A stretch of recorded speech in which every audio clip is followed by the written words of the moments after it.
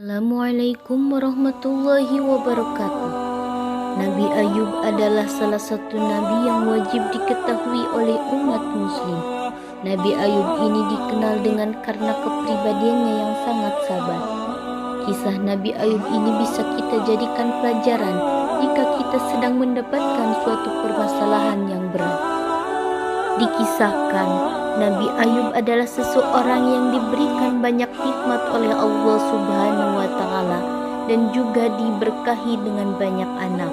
Selain itu, Nabi Ayub juga diberi nikmat oleh Allah Subhanahu wa Ta'ala berupa harta kekayaan yang melimpah, memiliki berbagai ternak, dan juga diberi istri yang cantik, yang solehah serta setia. Dengan semua nikmat tidak menjadikan Nabi Ayub sombong. Justru dirinya memanfaatkan nikmat yang diberikan oleh Allah Subhanahu wa Ta'ala untuk membantu dan menolong orang lain. Setelah pernikahannya berjalan selama 50 tahun, tidak ada cobaan yang berat untuk Nabi Ayub sampai usia 50 tahun. Dan inilah ujian Ayub alaihi salam dari Allah Subhanahu wa Ta'ala yang disebutkan dalam Al-Quran sebanyak 4 kali. Salah satunya dalam Quran surat Az-Zumar ayat 20. Nabiullah Ayub alaihi salam adalah hamba salih dan teladan kesabaran. Kisahnya diceritakan untuk menghibur orang-orang yang ditimpa musibah, baik pada diri mereka, keluarga, dan harta. Dia dulu sehat lalu sakit, dulu kaya lalu miskin, pemilik keluarga dan anak, lalu Allah mengambil keluarga dan anaknya. Dia menjalani semua itu dengan kesabaran yang baik, tidak mengadu dan tidak meratap. Ujiannya berlangsung lama, semangatnya tidak berkurang karena ujian yang panjang itu. Kemudahan datang dari Allah Subhanahu wa Ta'ala ketika Ayub memanggilnya dan berdoa kepadanya. Allah mengembalikan kesehatannya, mengembalikan harta dan anaknya 2 kali lipat dari yang sebelumnya. Kisahnya menjadi cerita yang menghiasi bibir sesudahnya. Kisah seorang imam orang-orang yang sabar, Ayub Nabiullah. Dari Anas bin Malik bahwa Rasulullah Shallallahu Alaihi Wasallam bersabda, sesungguhnya Nabiullah Ayub ditimpa musibah selama 18 tahun. Orang dekat dan orang jauh menolaknya, kecuali 2 orang laki-laki saudaranya yang selalu menjenguknya setiap pagi dan petang hari. Suatu hari salah seorang dari keduanya berkata kepada temannya, "Ketahuilah, demi Allah, Ayub telah melakukan sebuah dosa yang tidak dilakukan oleh seorang manusia di dunia ini." Temannya menanggapi, "Apa itu?" Dia menjawab, "Sudah 18 tahun Allah tidak merahmatinya dan tidak mengangkat ujian yang menimpanya." Manakala keduanya pergi kepada Ayub, salah seorang dari keduanya tidak tahan dan tidak mengatakan hal itu kepada Ayub. Maka Ayub berkata, "Aku tidak mengerti apa yang kalian berdua katakan. Hanya saja Allah mengetahui bahwa aku pernah melewati 2 orang laki-laki yang bersengketa, dan keduanya menyebut nama Allah. Lalu aku pulang ke rumah dan bersedekah untuk keduanya, karena aku khawatir nama Allah disebut kecuali dalam kebenaran."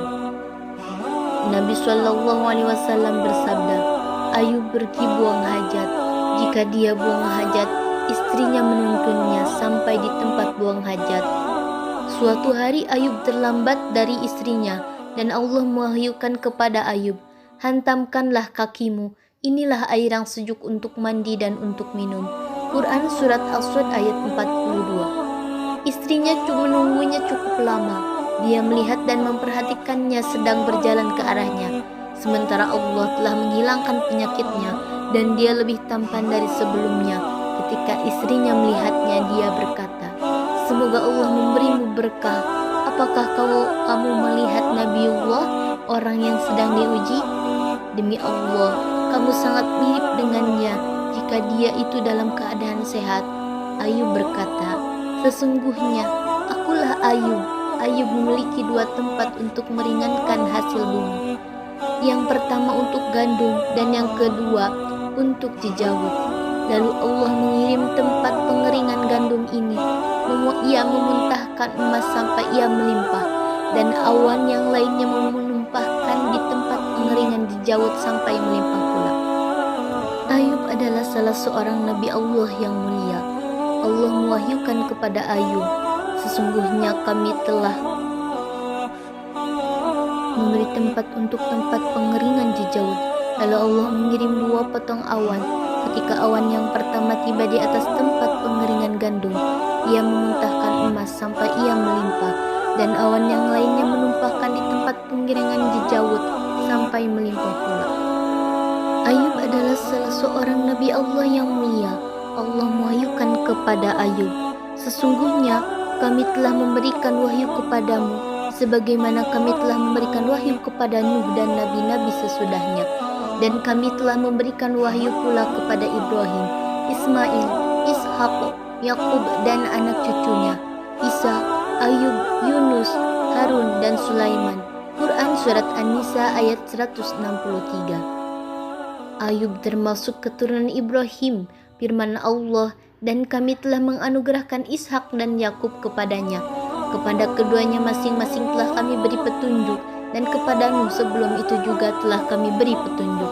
Dan kepada sebagian keturunannya, Nuh yaitu Daud, Sulaiman, Ayub, Yusuf, Musa dan Harun. Quran Surat Al-An'am ayat 84. Allah telah menceritakan kisahnya di 2 tempat dalam kitabnya. Pertama, dalam Surat Al-Anbiya, firman Allah, dan ingatlah kisah Ayub ketika ia menyeru Tuhannya, ya Tuhanku, sesungguhnya aku telah ditimpa penyakit, dan Engkau adalah tempat, dan Engkau adalah Tuhan yang Maha Penyayang di antara semua penyayang. Maka kami pun memperkenankan seruannya itu, lalu kami lenyapkan penyakit yang ada padanya, dan kami kembalikan keluarganya kepadanya, dan kami lipat gandakan bilangan mereka sebagai suatu rahmat dari sisi kami, dan untuk menjadi peringatan bagi semua yang menyembah Allah.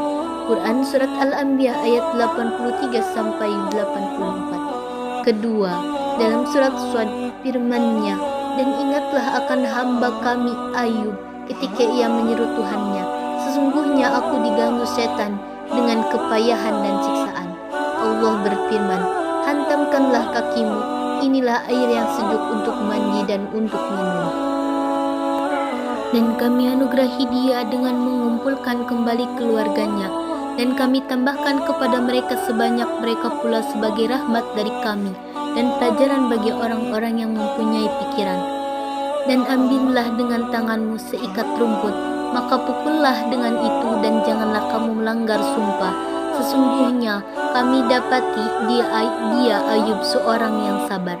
Dialah sebaik-baik hamba, sesungguhnya dia amat taat kepada Tuhannya. Quran Surat As-Sad ayat 41-44. Allah menjawab doanya dan mengangkat ujian yang menimpanya. Allah Maha Berkuasa atas segala hal.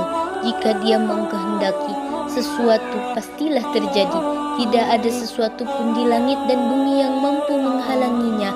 Sudah menjadi kebiasaan Ayub, jika dia pergi buang hajat, dia antar dan dituntun oleh istrinya karena badannya yang lemah. Jika Ayub telah tiba di tempat yang dituju, istrinya membiarkannya menunaikan hajatnya. Setelah itu, dia kembali menuntun suaminya pulang ke tempat tinggalnya.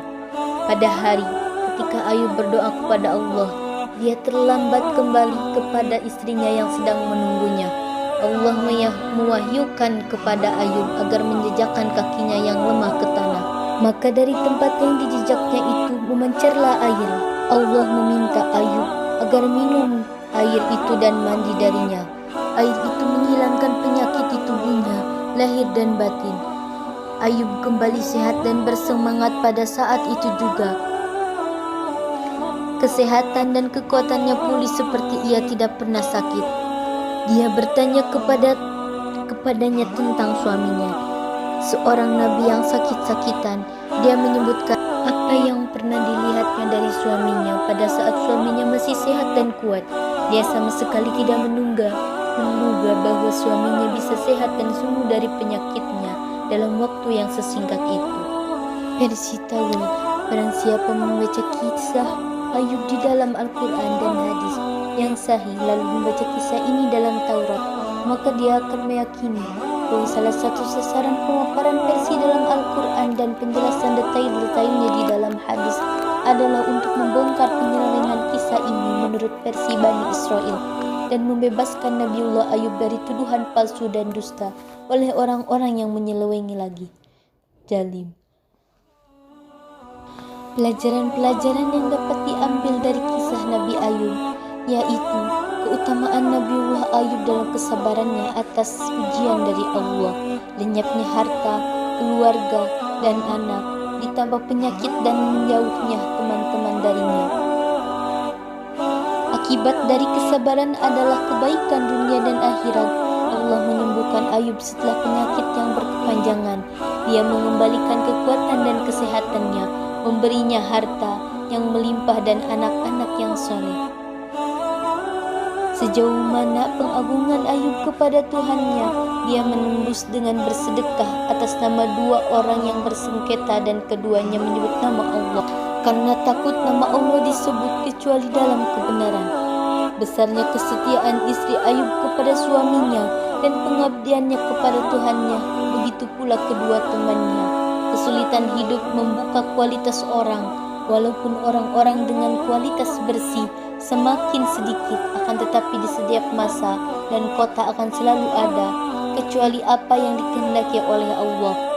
Kemampuan Allah untuk menghapus ujian dan menyembuhkan orang sakit hanya dalam sekejap, sebagaimana Allah mengembalikan kekuatan dan kesehatan kepada Ayub. Kodrat Allah memberi rezeki kepada hamba-hambanya dengan cara yang tidak umum.